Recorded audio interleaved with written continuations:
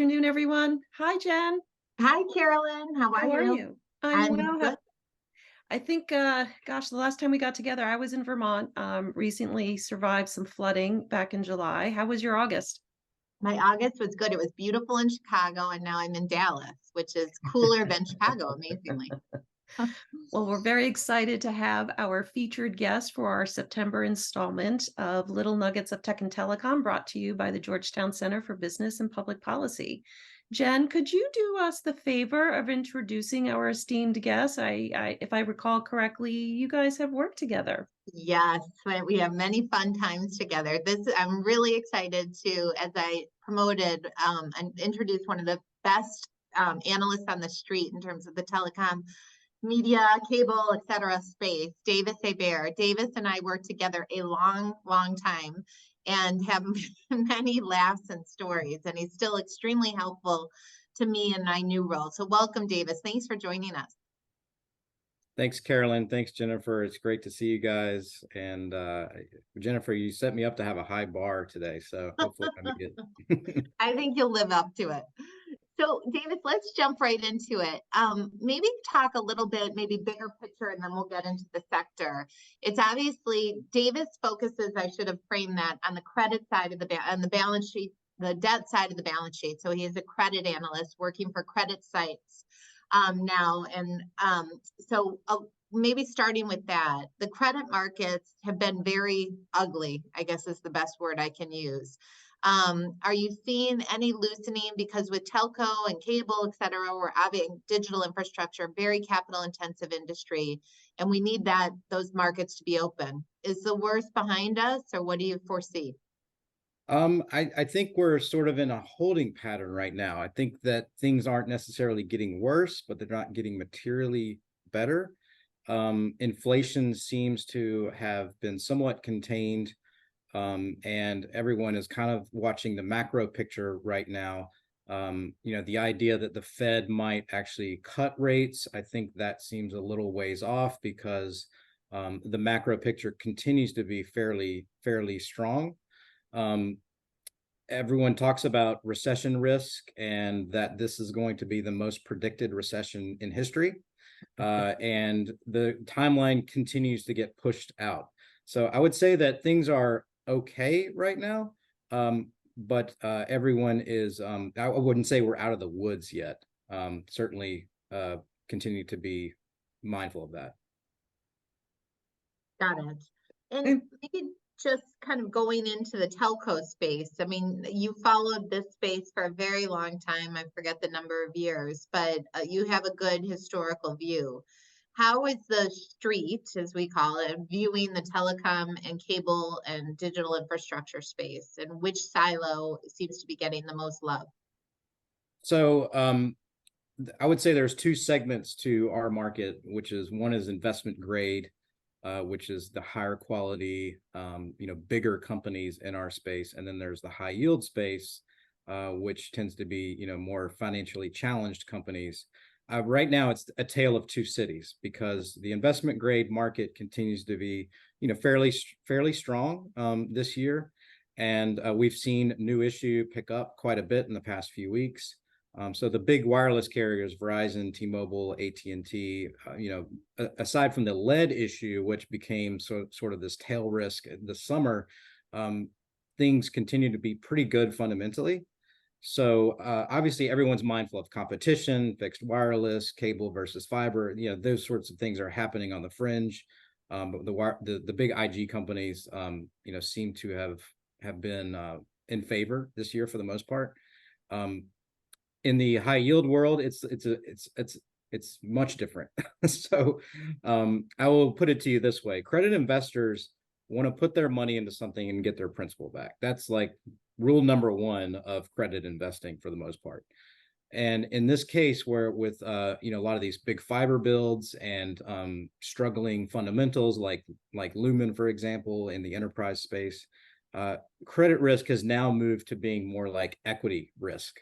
So if you look at Lumen's market cap, for example, it's below $2 a share right now. There's questions of whether there's equity value left there. And so that equity risk has shifted from the stock market to the credit market, and that's why you have Lumen bonds, trading at substantial discounts. Just to use that as one example.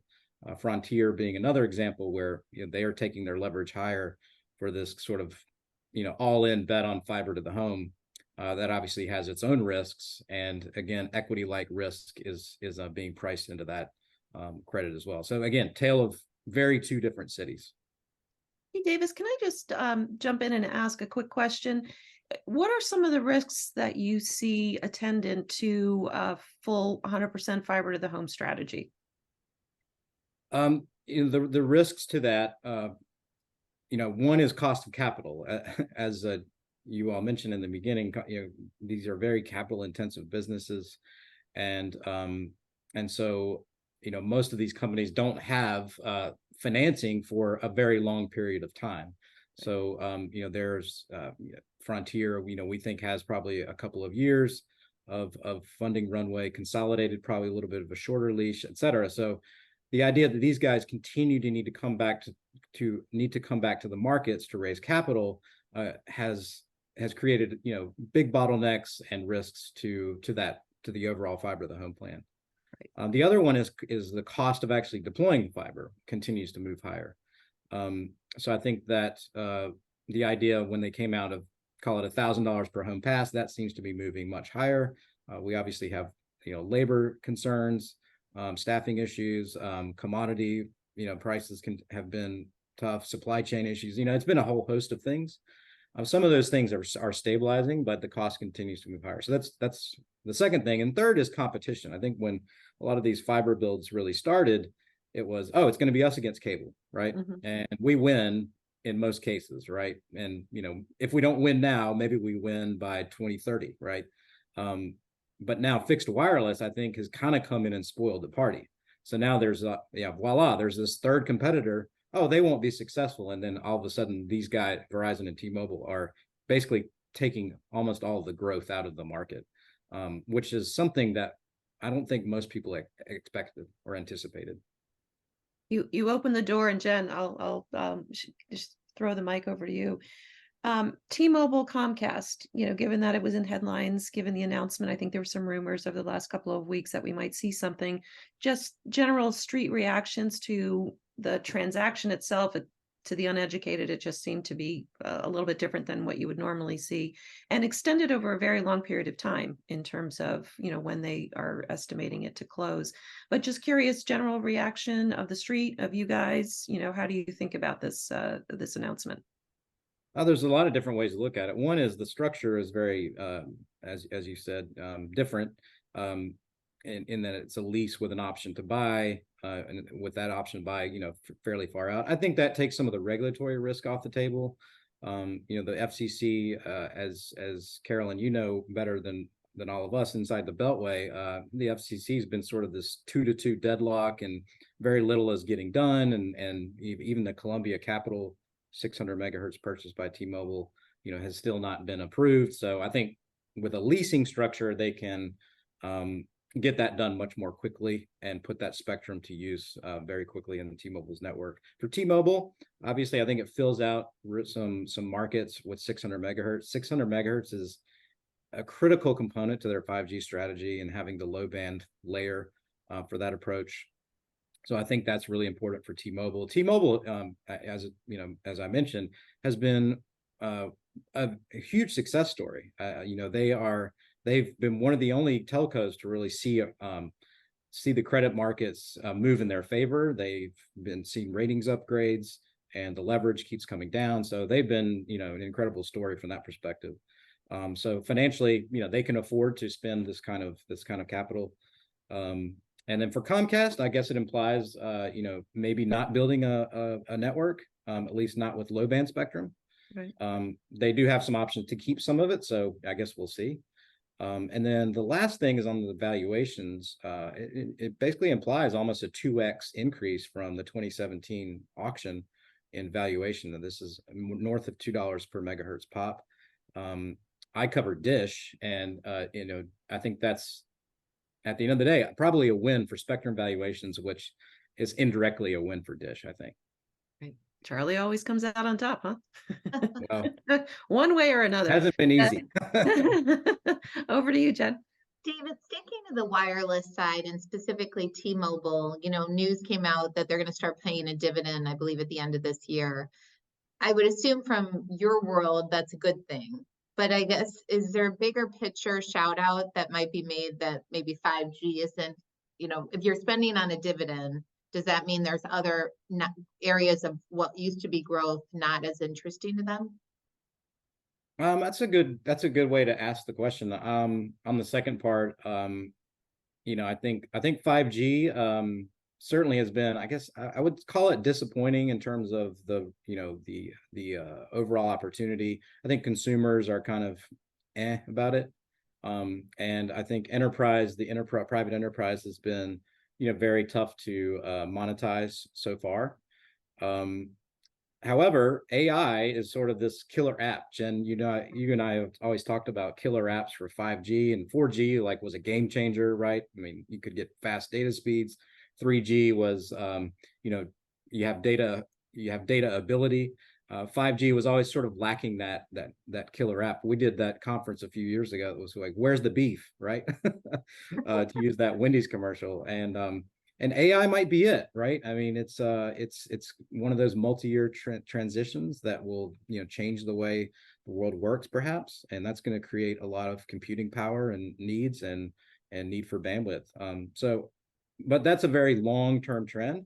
Yeah. I think for the dividend, from a credit perspective, I don't think credit investors are, ever take the view of no one should ever pay a dividend because it's bad for credit. It's more like look, if you are a successful company and you have a good balance sheet, they're totally fine with shareholder rewards. And I think T-Mobile is right in those crosshairs where they are improving their credit profile and they're also paying a dividend. So they are sort of in this very unique position for compared to their rivals. Got it. And I want to shift back to fiber because you talked a little bit about it, enterprise fiber, names like Lumen, Zayo.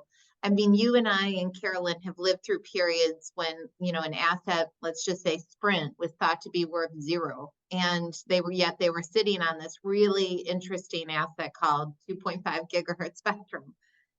Could we look back, 5 years from now and say, wow, to build a nationwide fiber or a very large fiber network is not an easy task. And there's a wide moat between them. Do you think that, or why are these so ugly children right now?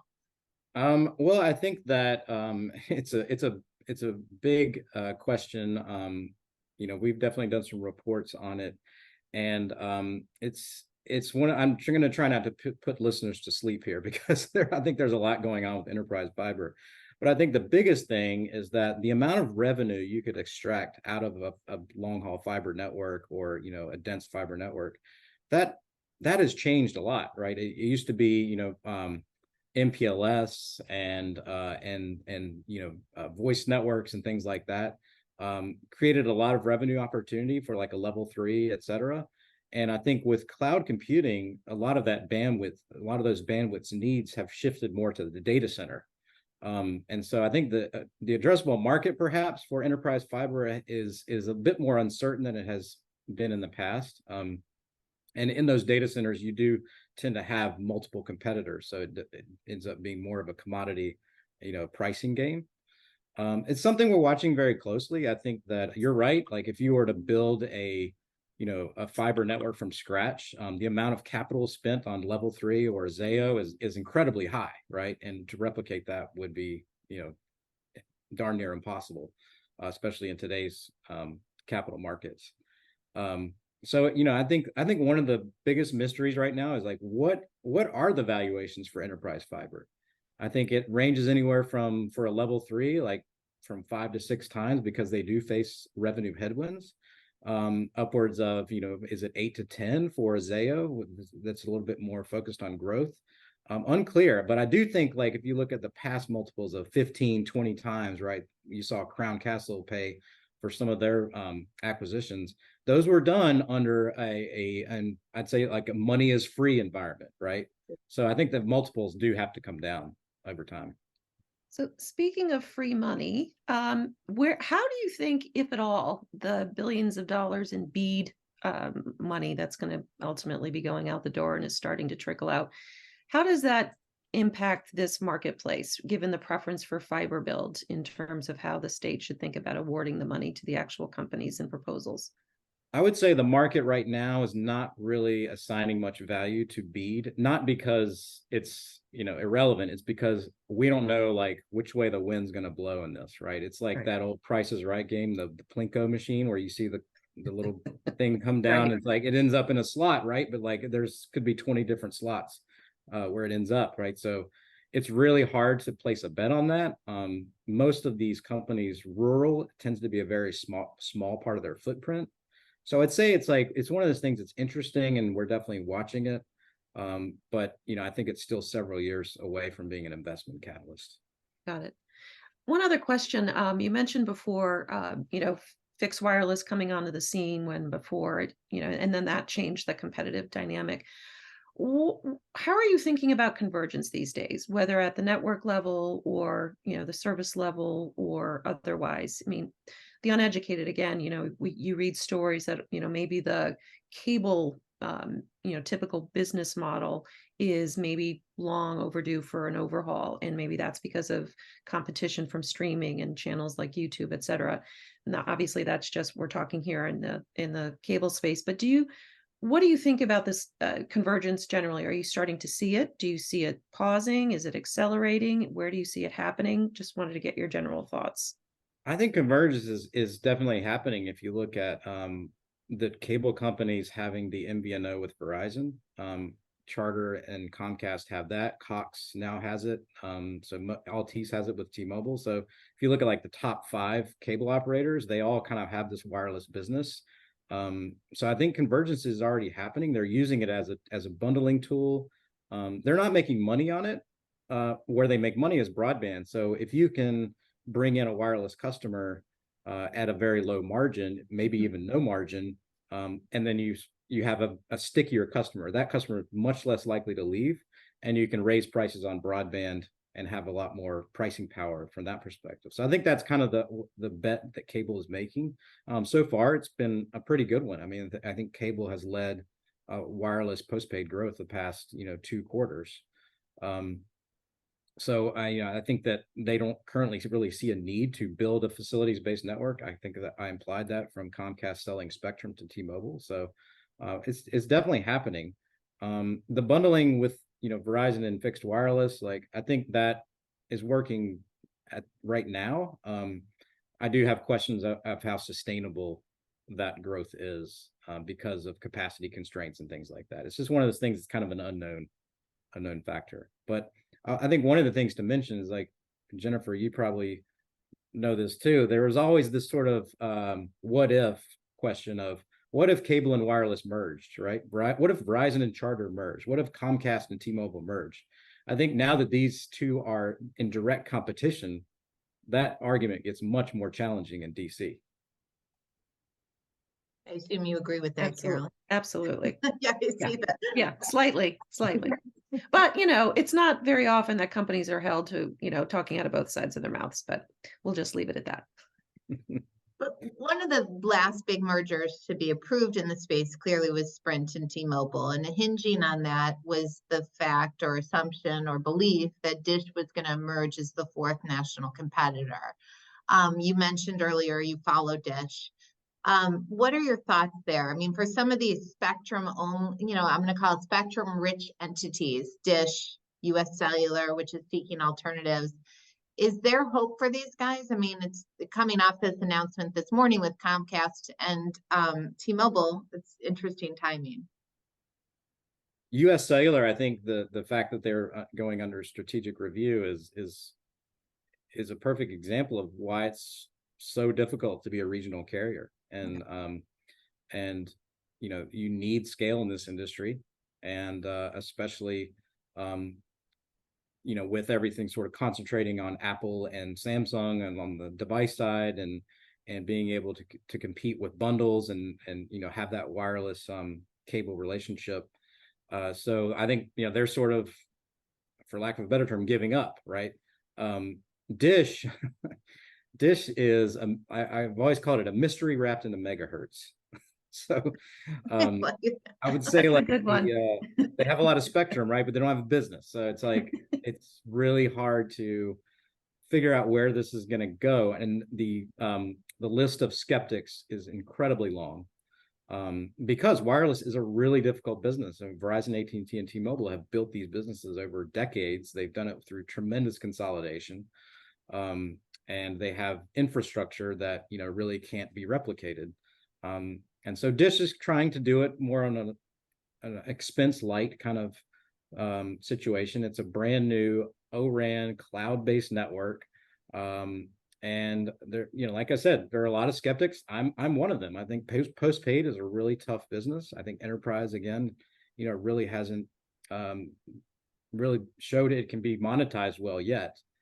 So it's, I think when you think about Dish's, some of the things going on from a regulatory perspective, like getting the 800 megahertz and getting an extension on those, I feel like DC is probably going to try and support Dish because they did sort of try and set up Dish as this fourth competitor. So I wouldn't bet against Charlie, but I think it's going to be tough sledding. Carolyn, maybe I'll turn it to you because I think people are interested also in the inside Beltway view on Charlie Ergen right now. Is he friend or foe? I think it's as Davis has described, a mystery wrapped in a megahertz, with a heavy dose of skepticism involved. I think everyone's wondering what he's up to. I mean, obviously he had that rollout of the network in Nevada with a single phone, I think. So yeah, I think there's a healthy skepticism, but politically there are certain folks still in a job who had something to do with trying to create through regulation that fourth competitor, and so they're vested in trying to make sure that doesn't look like it's failing. So, and there's been just a lot of high drama moments, with trying to get money. Like there is, I mean, down to the wire, trying to get money to complete a build out requirement, and borrowing against Spectrum and merging with EchoStar. It's just been kind of one thing after another, and I would say investors are just kind of exhausted. And so I think they want calmer waters with Dish. Unclear if we'll get that, but I think that's been one of the challenges with it. It's I don't want to move off the topic of the space, and then I have some bigger picture questions, but without just touching on satellite. I'm curious, are you getting a lot of calls on satellite? What's the investor interest in satellite? Do you think that's a real viable model in the LEO side to replace the cable or fiber to my home? Satellite is, yes, it's becoming a much more topical sector. There's actually a big loan deal in the market today with Viasat. So, I'm getting asked quite a bit about it. And, I kind of compare it to what's happening with wireless, where you have low band and mid band spectrum, right? It's kind of like this, the layer cake. And I think there's an idea down the road that like we will have that with LEOs and GEOs. Over time, right? But I think the revenue verticals will definitely take a long time to materialize. And talk about capital intensive. I mean, the amount of sort of event risk related to satellite is off the charts. Are you going to build it on time? How are you going to be over budget? Are you going to launch the satellite successfully? And Viasat is coming off two satellite failures. And the insurance market is now like, a little freaked out because they may have these massive payouts related to satellite failures. Elon Musk is also like, not on the fringe. He's in the epicenter of everything related to Starlink. And what sort of disruption is that going to have? So satellite's interesting, and it's getting more complicated, I think, with a lot of these dynamics. Interesting. In terms of like, can they replace cable? No, I don't think so, because it has the same issue as fixed wireless, capacity constraints, and it's also very expensive. So when you look at the cost of satellite, you have to buy a $500 dish, and then you have to pay much higher service fees. So inferior performance and higher costs, and that usually consumers are pretty smart and don't end up going down that rabbit hole unless they're big Elon fans. Got it. And I want to get to your, what do you call it? A quick fire, rapid fire fire, questions. yes. But just really quick, Davis, when you're thinking out, last quarter and then 2024, are there any big picture things you're very worried about that could emanate from DC that could throw off or skew kind of that calm, looking for more certainty, more clarity, and thinking about what you do on the debt side? It's interesting. I feel like DC is just kind of an afterthought right now as it relates to our sector, Right. because we've had this 2-2 deadlock at the FCC. There's really not much has gotten done. We finally got the tiebreaker right with Gomez, but we have an election in a little bit more than a year, right? So it all could change. And so I feel like DC is kind of in the background right now. I think if when we see what happens next November, I think that's when people say, okay, now what, right? What does this mean going forward, for M&A, for fiber build outs, for BEAD, and all, the whole laundry list. Right. At least that's how I see it right now. Makes perfect sense. Jen, over to you. Great. Okay, we're going to end this with some fun rapid fire questions. All right. I will ask you first, Davis, cable or telecom? Okay, in 5 years, these questions are all in 5 years from now, cable or telecom win more market share in the home broadband market? In 5 years. 5 years. Okay. We've published a lot of stuff on this. We had a report called Broadband Wars where we went down this rabbit hole, and I will stick by our research and say telecom. Ooh, so under that assumption, you're assuming fiber spend continues to be active and aggressive. Yes, and I would include fixed wireless as part of that. That's kind of my out. Interesting. As Okay, part of that's a big Oh, statement. come on, a man after my own heart. Come on. All right, we'll go back to the poker player that he is. Charlie Ergen, in 5 years, is Dish a standalone company? Yes or no? I would say I'm gonna answer that 2 different ways. One is the pay TV silo. I'd say it will not be independent and will be potentially either merged or pending merger with DirecTV within 5 years. I'd say the other side, I'm just going to go with my gut and say yes, still independent. Ooh, so he has to hit some build out targets to be that way, right? Yes. All right, bringing it back to your old media roots. In 5 years, will Comcast still own NBC? Yes or no? Within 5 years. So I don't cover Comcast. So I'll just kind of go with my gut on this. It's covered by my colleague Hunter Martin, but I'd say no. I say Comcast likely spins it off or does something and merges it with another media player. Similar to cable telecom, scale is king, and I think that will matter. All right, let me just throw one more in before we're done. 5 years from now, does Amazon have a wireless subsidiary? Ooh, good one, Carolyn. 5 years from now, will Amazon have a wireless subsidiary? Ooh, that is a good one. I'm gonna say no. Then just a tail on to that, if no, does cable have a formal wireless, like where they own the spectrum? Within 5 years, I think they will have a wireless business. Yes. Whether I do not think they will have a facilities-based wireless business that would rival Verizon or AT&T. I think it's just too expensive.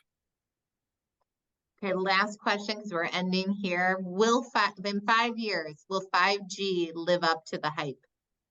I'd say within 5 years, yes. I think AI will be a potential game changer from that perspective. It's the killer app everyone's been waiting for and looking for, and I think there's a lot of hype around it. And I think in this case, the hype is somewhat warranted. I don't know if it's it's gotten too much, but yeah. We'll be talking about 7G by then, Jen. Exactly. I know, that's right. I won't Well, even David, get into AI and impact on society. I mean, that's just That's too depressing. yes, right. But it's not going away. well, I'll be with our avatars later. Well, That's right. Davis, that was awesome and such a good overview of the sector. I could keep going with questions, but I know we're running out of time. Thank you so much for joining us. And Carolyn, I'll turn It it was to great you. to see you guys again.